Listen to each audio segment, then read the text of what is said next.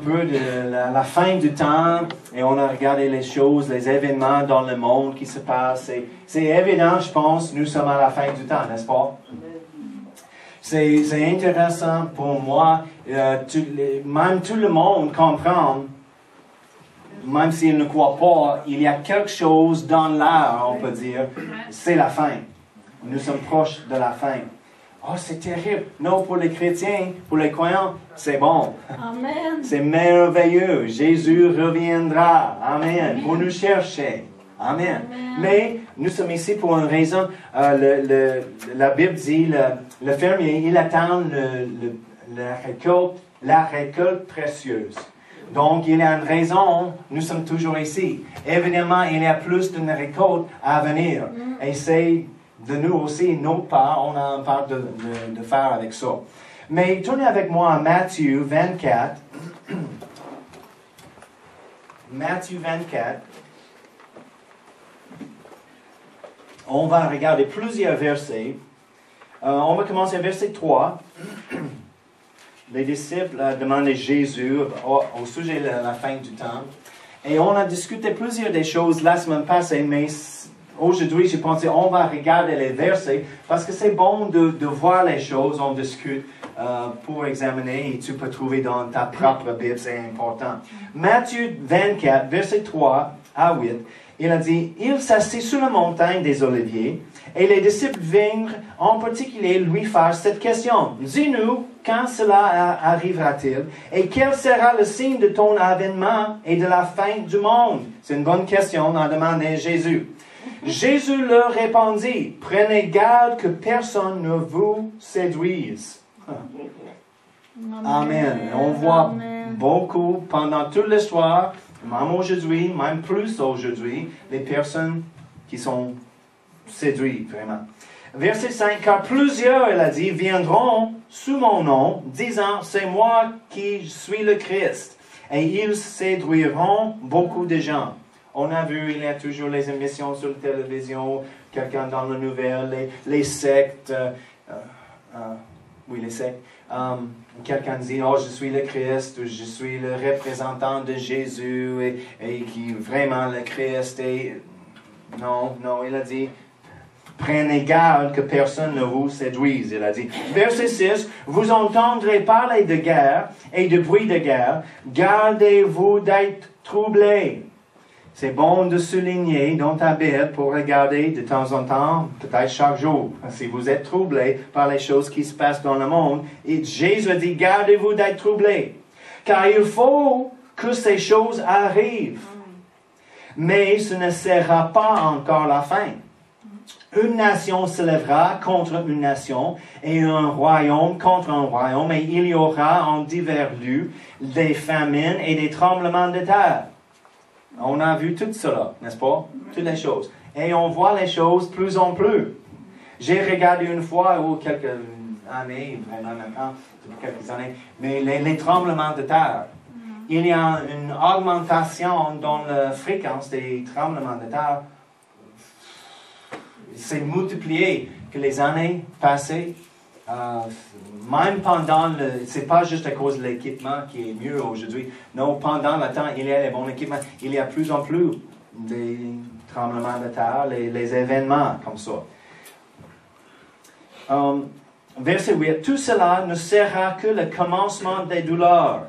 On voit les choses, on dit, oh, c'est terrible. Il a dit, c'est juste le commencement. Okay. Matthieu 24, on va commencer encore en verset 15. Il discute plusieurs choses au fin du temps dans le chapitre, mais on n'a pas le temps aujourd'hui de regarder tout. On va commencer à verset 15. C'est pourquoi, lorsque vous verrez l'abomination de la désolation dont a parlé le prophète Daniel, établie en lieu saint, que celui qui lit fasse attention. Alors que ceux qui seront en Judée fuient dans les montagnes, que celui qui sera sur la toit ne descende pas pour prendre ce qui est dans la maison. Donc, il parle au sujet le temps pendant la tribulation, ici, la grande tribulation. On comprend la tribulation est 7 années, et au milieu, le 3 ans et demi, le dernier 3 ans et demi, est le grand, appelé la grande tribulation. tribulation n'est pas bon, mais la grande tribulation, c'est vraiment terrible. Et Jésus a dit, quand tu vois ça, comme c'était prophétisé en Daniel, c'est le temps, ne retourne pas à la maison pour prendre les vêtements, les choses, cours. Cache-toi. Il parle aux Juifs, okay? Dans le contexte, il parle au sujet des Juifs, et il parle au sujet de l'Antéchrist qui est dans le temple comme Dieu. Il va établir lui-même comme Dieu. On peut regarder ça en Daniel 12, juste la référence. Daniel 12, versets 9 à 11. Okay? Et l'ange Gabriel était là. Il répondit, va Daniel, car ces paroles seront tenues secrètes et scellées jusqu'au temps de la fin. Verset 10. Plusieurs seront purifiés, blanchis et épurés. Les méchants feront le mal et aucun des méchants ne comprendra. On voit ça, n'est-ce pas? Merci Seigneur. Nous sommes purifiés et blanchis. Mais ceux qui auront de l'intelligence ou la sagesse comprendront. Verset 11. Depuis le temps où cessera le sacrifice perpétuel et où sera dressée l'abomination du dévastateur, c'est les choses que Jésus a référencées, il y aura 1290 jours.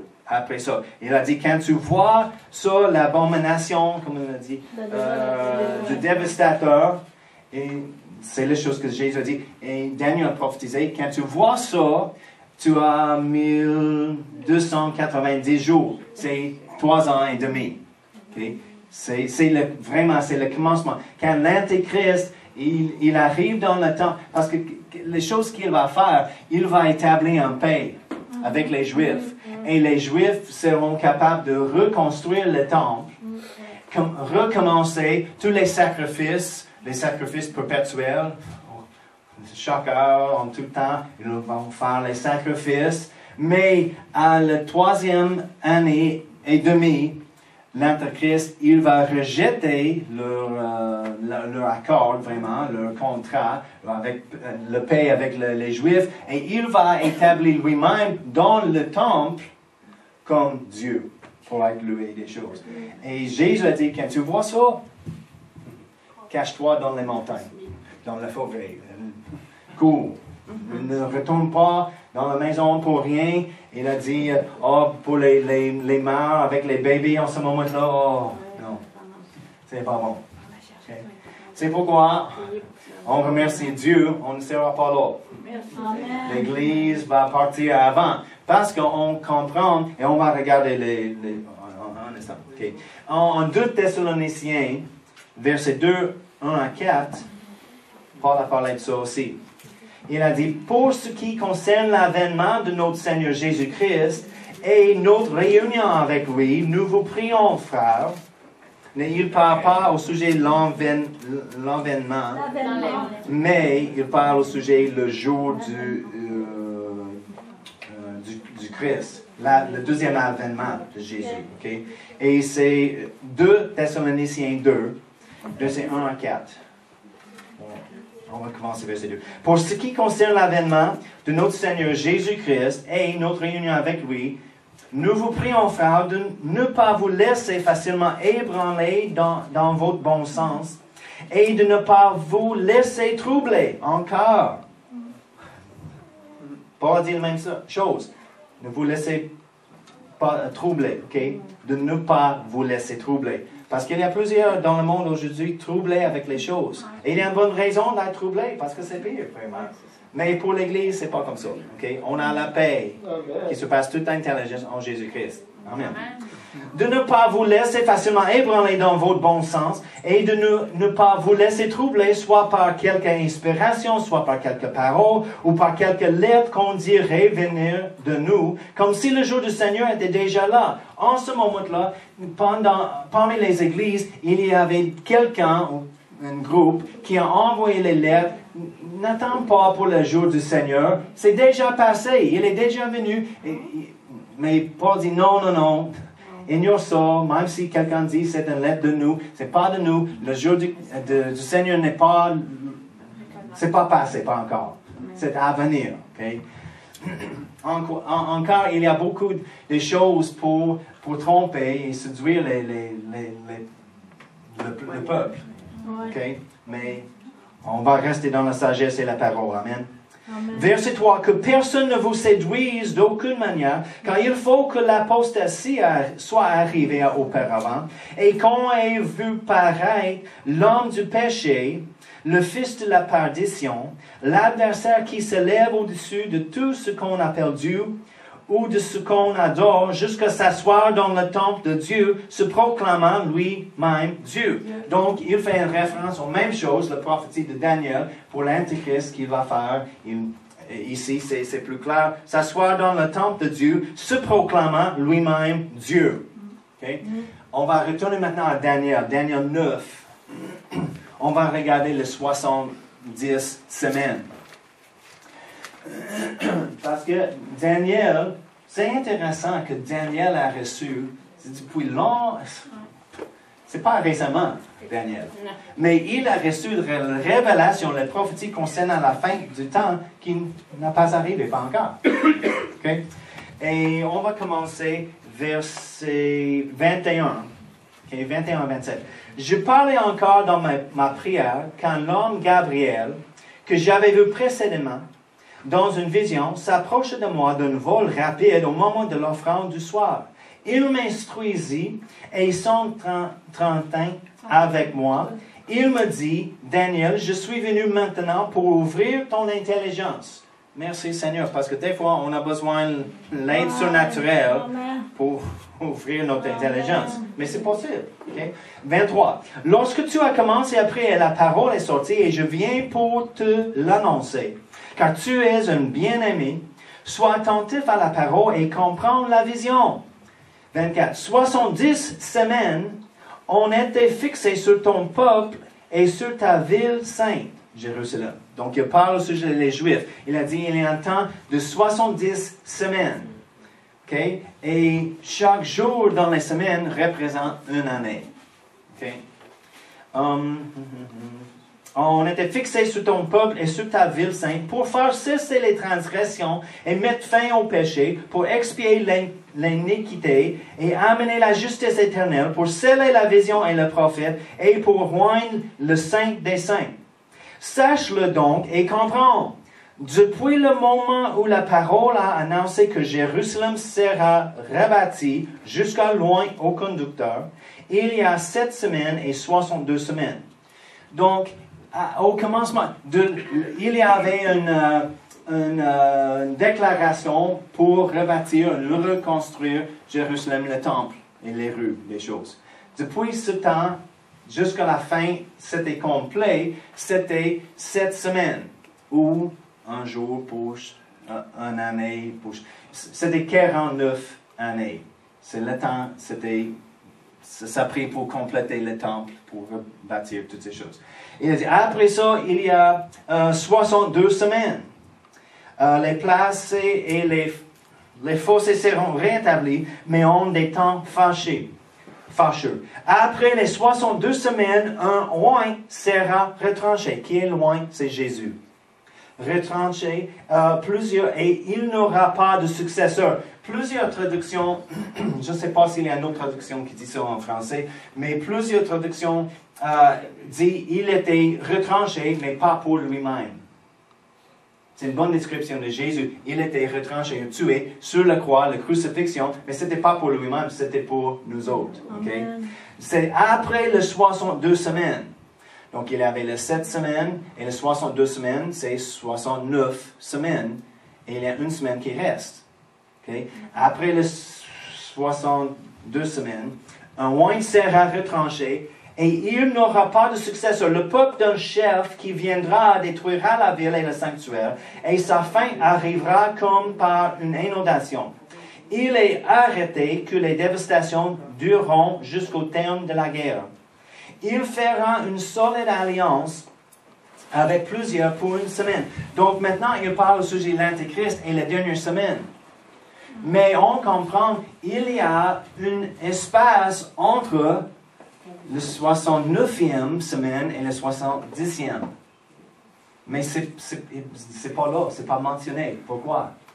Parce que c'est le temps de l'Église. Pourquoi ce n'était pas prophétisé? Parce que Paul a expliqué dans le Nouveau Testament, c'était l'Église, les choses de l'Église, c'était un secret, un mystère caché pendant tout le temps.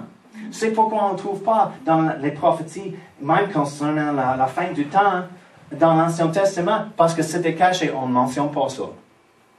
Et la Bible dit dans le Nouveau Testament, Paul a dit, si l'ennemi, le diable, il savait que les choses sont passées comme ça, il n'a pas tué, il n'aurait pas dû tuer Jésus. Mais c'était nécessaire pour l'Église d'être vivant pour Jésus, d'être tué, et donne sa vie vraiment, et d'être ressuscité.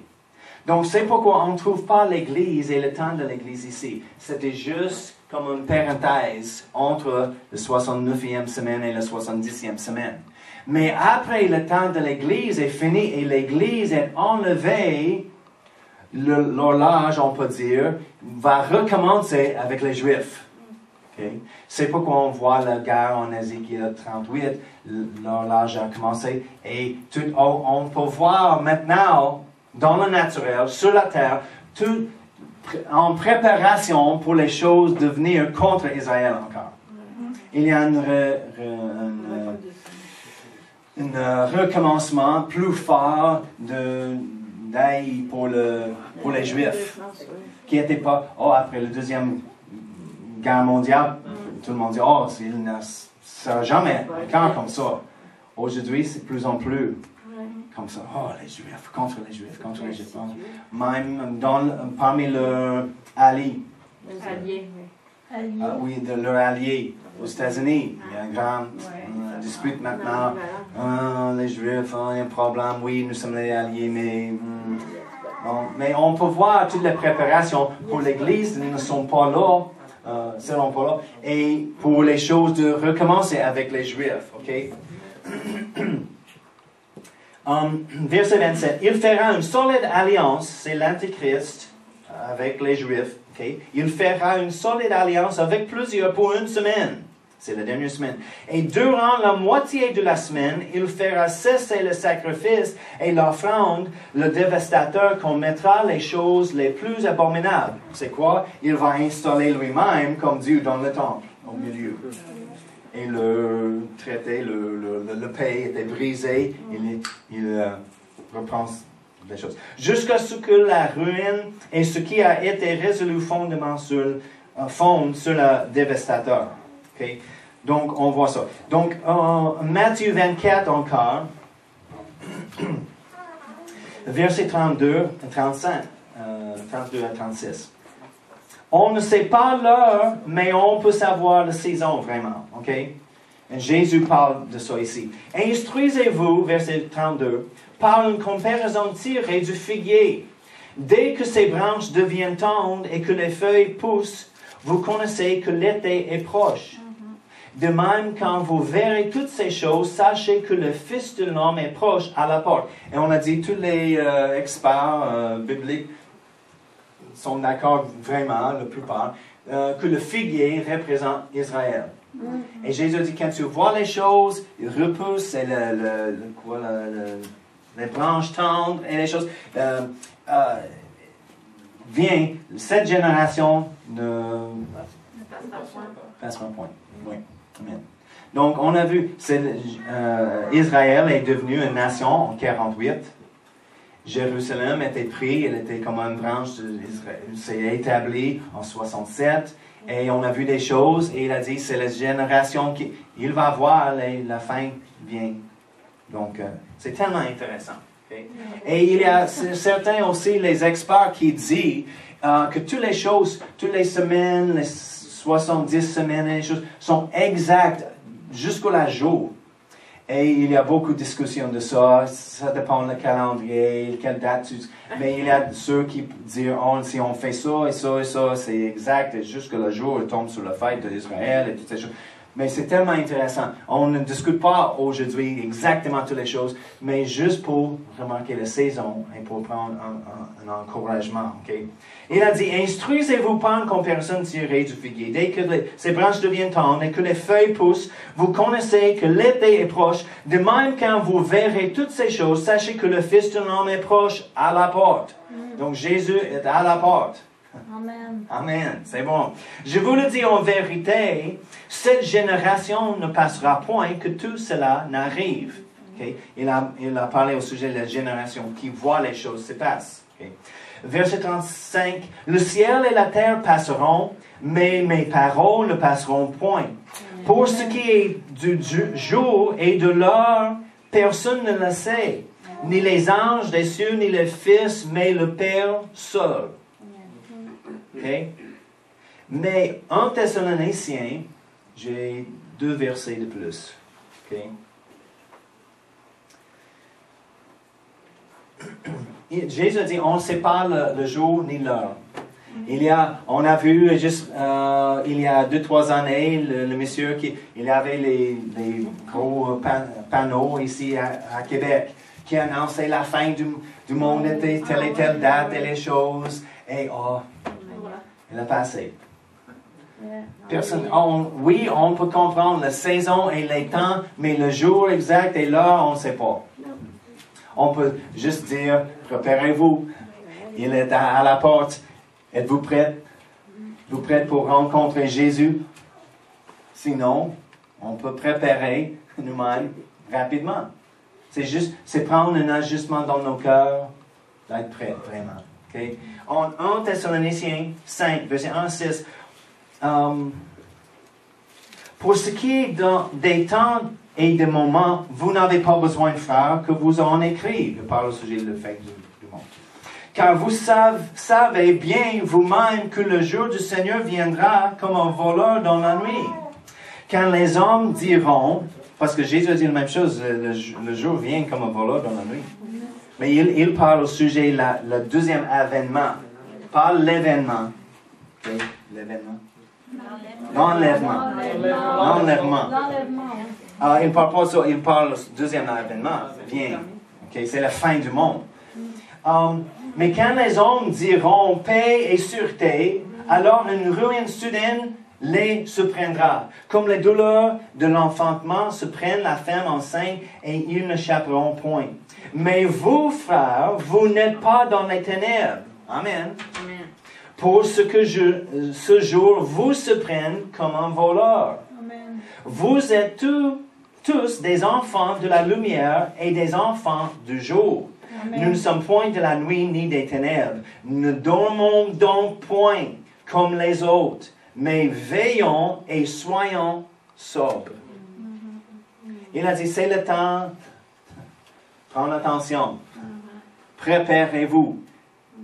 Pas pour les désastres. Il y a des certaines.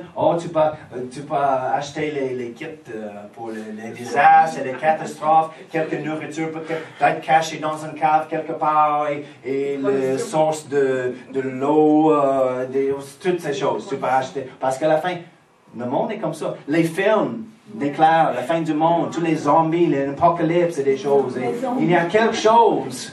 Okay, les zombies ne sont pas là dans la Bible. Mais le monde pense comme ça. Il pense comme l'apocalypse et la fin. Qu'est-ce qu'on fait? Je ne sais pas. En tout cas, j'ai une théorie, mais je vais rester. Les zombies. Pourquoi il dit pas les zombies? 2 Pierre 3, on va terminer avec ça ce matin.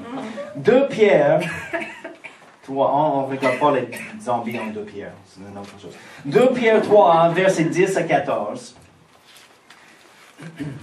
Le jour du Seigneur viendra comme un voleur. Mais il a déjà dit, pas pour nous, parce que nous ne sommes pas de nuit et les ténèbres, mais du jour. Le jour du Seigneur viendra comme un voleur. 2 Pierre 3, 10. En ce jour, les cieux passeront avec fracas, les éléments embrasés se dissoudront, et la terre avec les œuvres qu'elle renferme sera consumée. Puisque donc toutes ces choses doivent se dissoudre, quelles ne doivent pas être la sainteté de votre conduite et votre piété, Quelles ne doivent pas être la sainteté de votre conduite et votre piété. C'est le temps sérieux. C'est pas le temps pour juste, je fréquente l'église, je fais les choses comme d'habitude. Non, si on a besoin de faire les changements, c'est le temps de faire les changements. Avec l'aide du Saint-Esprit, on peut le faire. Amen. Verset 12. Tandis que vous attendez et hâtez l'avènement du jour de Dieu, à cause duquel les cieux enflammés se dissoudront et les éléments embrasés se fondront. Mais nous attendons, selon sa promesse, de nouveaux cieux et une nouvelle terre où la justice habitera. C'est pourquoi, regardez verset 14, c'est pourquoi, bien-aimés, en attendant ces choses, appliquez-vous à être trouvés par lui sans tache et irrépréhensible dans la paix. Amen. Pas dans les inquiétudes, mais trouver dans la paix et sans tâche, irrépréhensible. Pourquoi? Parce que c'est à cause de tout cela, toutes ces choses qui viennent. Et chaque génération de l'Église, ils ont dit, peut-être nous sommes la génération pour voir Jésus revient, et plusieurs sont morts en disant ça, mais nous sommes plus en plus proches, chaque jour. Et on a, même dans les cieux, il y a les saints. Et souvent on dit, on ne met pas beaucoup de confiance dans les choses du ciel et les choses. Mais Dieu a dit en Genèse que les étoiles étaient créées pour les saints. Et Dieu parle à toute la création par les signes dans les cieux. Et cette année, on a les lunes de sang. Il tombe sur les fêtes juives, le tabernacle et l'autre fête, mais en tout cas, c'est intéressant. C'est la 3e fois, 4e fois dans l'histoire, il a tombé comme ça, depuis beaucoup de temps. Et les deux autres temps, ils ont tombé comme ça. C'était un grand événement pour les Juifs. Qu'est-ce que se passera? On ne sait pas. Mais si nous sommes préparés, c'est peu importe. Amen. Donc, c'est pourquoi on a besoin de rester préparés, en paix, plein de joie, occupés avec les œuvres du Seigneur qu'il nous a appelés à faire. Amen. Mais la tendance du monde est d'être impliqué plus en plus avec le plaisir et les choses du monde, et plus en plus. Donc, on a besoin, je ne parle pas contre les plaisirs, mais si c'est la seule chose qu'on expérimente dans notre vie, et pour notre chair et le plaisir de nous, il y a un problème. On a besoin de chercher le Seigneur plus que jamais. Amen. Prier plus que jamais. Être ensemble plus que jamais. Prendre la parole plus que jamais. Pourquoi? Parce que le temps est sérieux. On a besoin d'être rempli, conduit et avec confiance en lui. Amen. De rester dans notre place devant lui. Amen. C'est pas pour reprendre la peur des choses. La fin arrive. Non, la fin arrive. Gloire à Dieu, Jésus. Amen. On va rencontrer Jésus face à face. Alléluia. Amen. Toutes les choses qu'on a lutté avec vont disparaître. Amen. Mais c'est le temps de régler les choses, d'être avec un bon cœur vers lui. Je ne veux pas dire soyez parfaits, mais la Bible dit, il a dit soyez parfaits comme je suis parfait. Mais c'est un processus. Si on fait un progrès chaque jour, plus de lui, moins de moi, plus de lui, plus de toi, Seigneur, moins de moi. Amen. Plus en plus. On peut faire les choses. On peut élever les enfants. On ne quitte pas notre emploi et juste pour prier toute la... Non. On continue la vie, certainement, mais avec une attente dans notre cœur. Il vient et je suis prêt. Qu'est-ce qu'on va faire aujourd'hui, Seigneur? Amen. Amen. Qu'est-ce qu'on va faire? Donc, c'est juste quelques versets. C'est bon de regarder c'est intéressant aussi. Je connais un ministre, non pas personnellement, mais il est connu vraiment internationalement. Et il pense, à cause de la lune de sang des choses, que c'est très très possible que Jésus, il a dit, va venir en automne, dans le mois de septembre, il pense. Et il y a plusieurs qui pensent ça. Je trouve ça intéressant. Mais il est vraiment convaincu. Il ne donne pas un heure, il ne donne pas un jour, mais il pense il y a certaines choses qui se passent, il y a certaines choses dans les cieux et sur la terre, les fêtes et les choses. Il a s'aligné les choses. Donc, Seigneur a dit, quelqu'un a envoyé une information l'autre jour. Il a dit, parce qu'on ne suit pas exactement, mais c'est bon. Mais qu'est-ce qui se passera? On ne sait pas, on verra. C'est peu importe, si on reste prêt, c'est correct. Mais il était vraiment convaincu. Ses horaires sont pleins. Il voyage et prêche, il fait des choses jusqu'au septembre. Après septembre, il n'a planifié rien. Il a accepté de parler d'aide. Il dit, hey, wow, il est vraiment sérieux. Oui, mais c'est pas grave. S'il manque des choses, il peut toujours recommencer en octobre. Mais il est vraiment convaincu. Il a tossé toutes ces choses. Non, on ne fait rien en septembre. On ne fait rien. Et après ça, donc juste c'est intéressant. Donc juste à dire, il y a ceux qui pensent, parce qu'on dit en tout temps, oh oui, en tout temps, à n'importe quel temps, il arrive. Mais peut-être c'est plus proche qu'on peut penser. Amen. Cette semaine, gloire à Dieu. Oh non, attends après le relâche. Attends jusqu'après le mariage. J'ai un enfant. Non, il vient quand il vient. Et si nous sommes prêts, ce n'est pas un problème. Merci Père, on te remercie pour la paix en Jésus-Christ. Merci, on a un grand joie et une attente de te voir face à face, Jésus. Oh, merci. Aide-nous d'être préparés dans nos cœurs et nos vies, toutes nos vies préparées, Seigneur, pour toi d'arriver. Oh, merci, Seigneur. On a de t'avoir. Merci. Aide-nous d'accomplir ton plan avant que tu viennes, Seigneur. Aide-nous comme une église, comme les individus dans nos vies, d'accomplir le plan de Dieu individuellement et pour notre église, Seigneur. Merci. Envoie les autres, Seigneur, qui ont besoin d'aide ici parmi nous pour trouver leur paix, pour trouver une espérance, pour trouver la guérison, la liberté et le salut. Oh, merci pour que le Saint-Esprit va nous conduire, Seigneur, chaque jour et on sera prêt dans la bonne place au bon moment. Merci, Seigneur. Sois glorifié ici parmi nous dans le nom de Jésus. Amen.